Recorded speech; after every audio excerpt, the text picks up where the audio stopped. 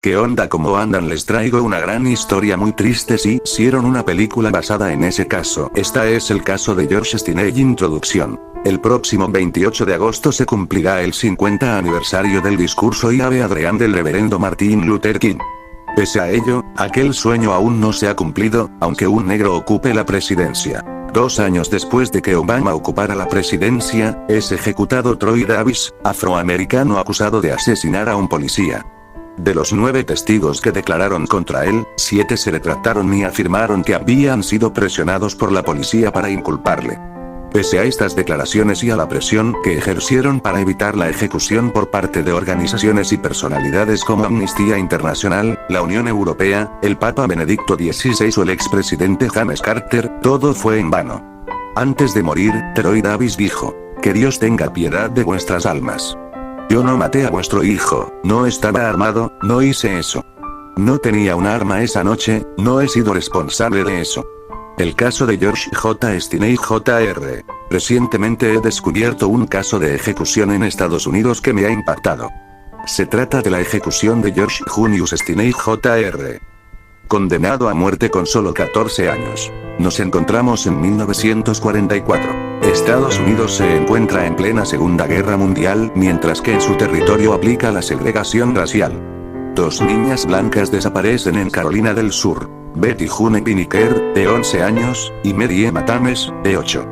Todo el pueblo se dispone a buscarlas, incluso un niño negro llamado George Stinney, de 14 años, nacido el mismo año que Martin Luther King. Antes de emprender la búsqueda comentó que había visto a las 2 niñas aquel día. Posteriormente, las niñas son halladas muertas, habían sido asesinadas.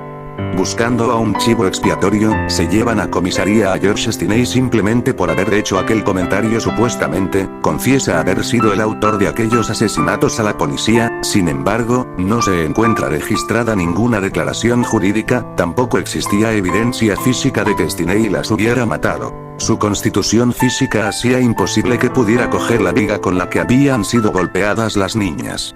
Además, durante aquellas supuestas declaraciones, se había impedido la visita de sus padres y de ningún abogado. Durante el juicio, se le asigna a un abogado de oficio que no realiza ninguna pregunta a los supuestos testigos.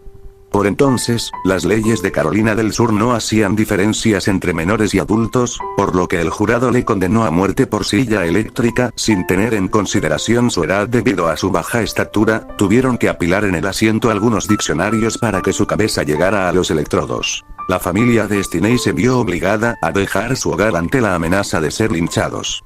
En la actualidad, el caso de George Stinney ha sido reabierto por el abogado Stephen Kinsey, debido a las numerosas irregularidades que se cometieron. Publicado en el blog de Exordio el 2 de octubre de 2011. ¿Fue inocente la persona más joven ejecutada en 1944? Es 1944, el mundo está en guerra, y la policía escolta a un niño de 14 años de edad a la cámara de ejecución. Apenas mide 1,57 m y pesa solo 47 kilos.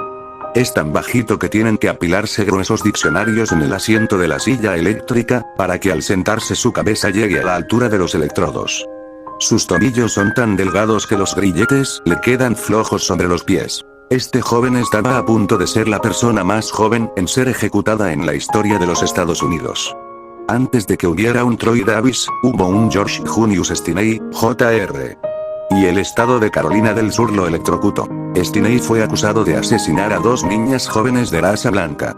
La mayor, Betty June Pinnicker, tenía 11 años de edad y Mary Emma Thames tenía 8 años.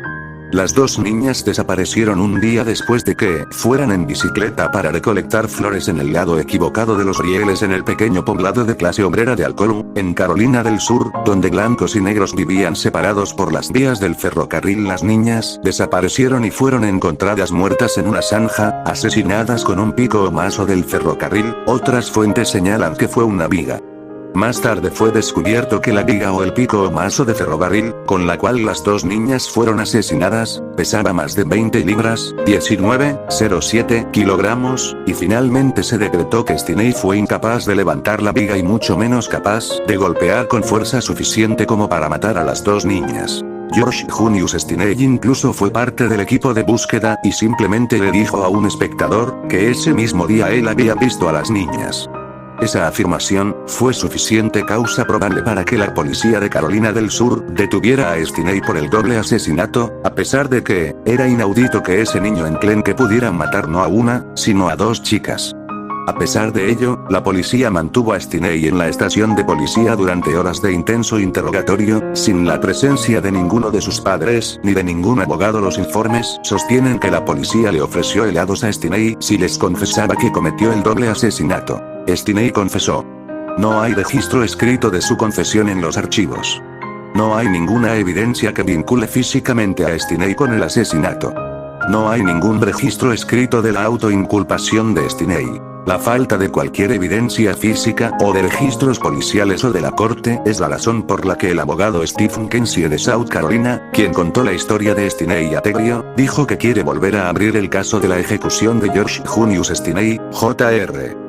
El abogado Kensie dijo que cree que Stinney era inocente del asesinato y sin los archivos de la investigación, sin transcripciones del juicio, sin ninguna confesión escrita, y sin nada que indique la culpabilidad. Está claro que el juicio de Stinney y posterior ejecución fue muy sospechoso en el mejor de los casos y en el peor, un hecho totalmente abominable de la justicia.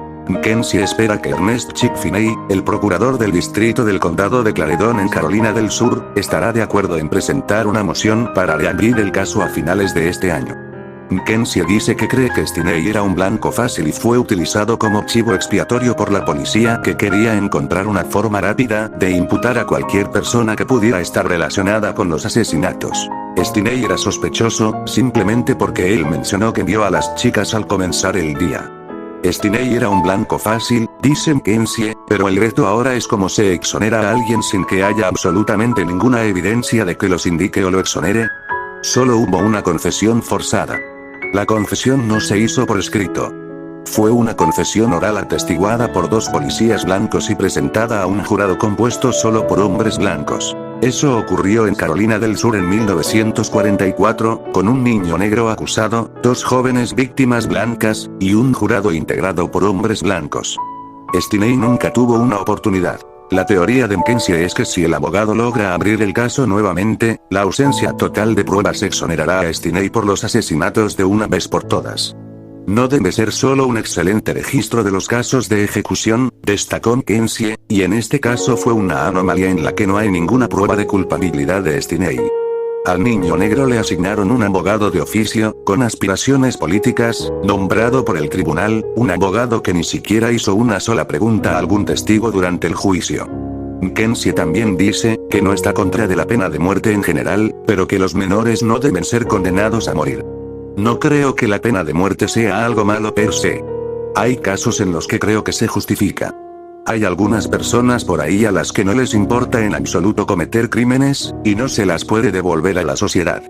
En algunos casos se justifica, como Charles Manson o Ted Bundy por ejemplo, pero los adolescentes no deben ser ejecutados, dijo Kensie a Tegrio, y agregó que en ese caso Stinney fue un niño inocente, inducido injustamente a confesar un crimen que no cometió y por el cual fue ejecutado. George Stinney Jr. Exonerado 70 años después de su ejecución. Carolina del Sur, AP. George Stinney Jr. Tenía 14 años cuando fue detenido, juzgado, condenado y ejecutado por el asesinato de dos niñas blancas en Carolina del Sur, la hermana de George Stinney Jr. Un adolescente de 14 años ejecutado en Carolina del Sur en 1944, decidió este jueves exonerarlo. El muchacho fue acusado y condenado a 70 años por golpear a dos niñas blancas hasta matarlas. La familia sostiene que el juicio por el que fue sentenciado a la pena de muerte duró solo 3 horas y que se basó en una confesión que supuestamente habría sido obtenida por la fuerza. Tanto los allegados a Stinney como distintos abogados han intentado durante años reabrir el caso, dado que también dicen que no había evidencia y que el argumento más fuerte era que el chico había sido visto hablando con las niñas, de 11 y 8 años. Se hizo justicia. Catherine Robinson, la hermana del joven, recuerda que George Jr.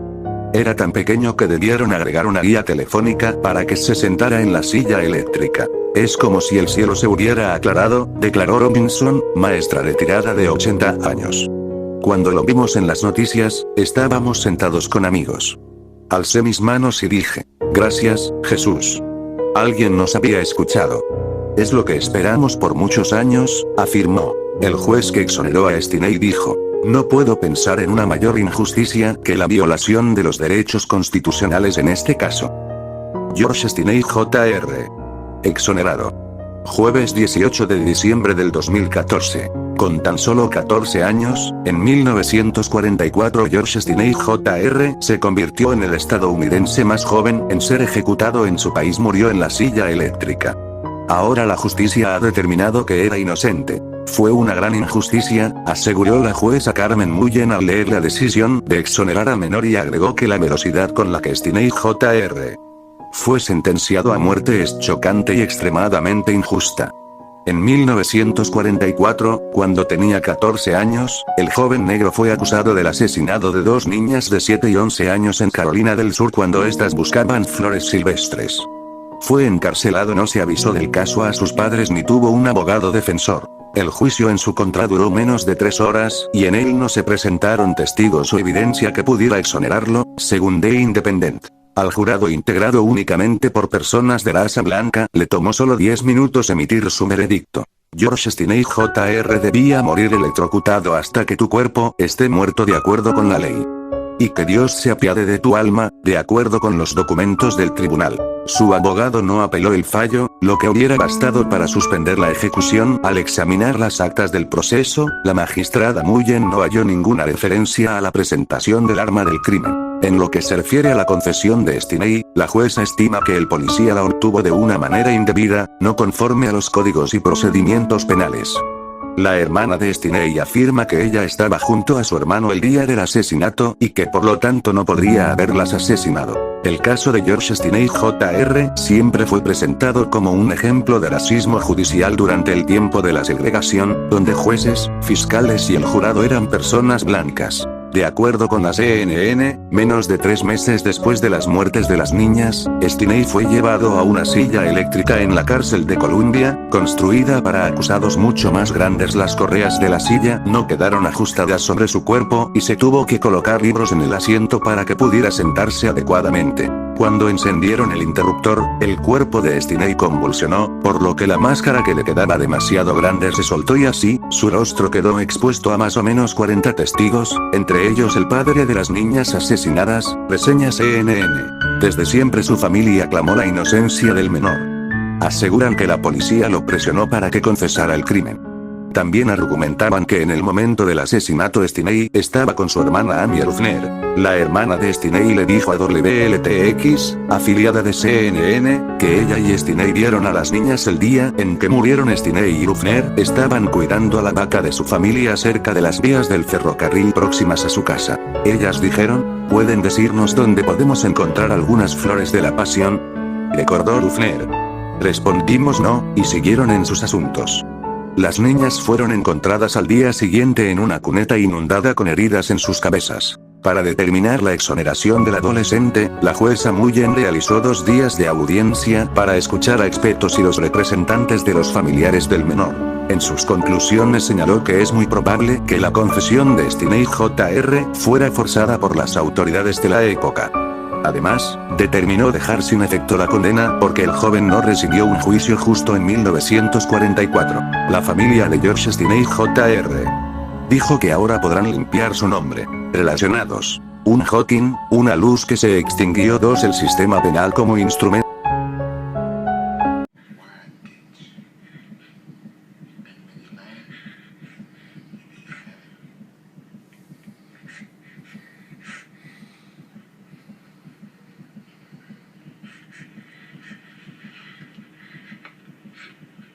Junior? I'll be jumping over a big ditch. Heaven's on the other side. Is there anything you want to say? Any last words?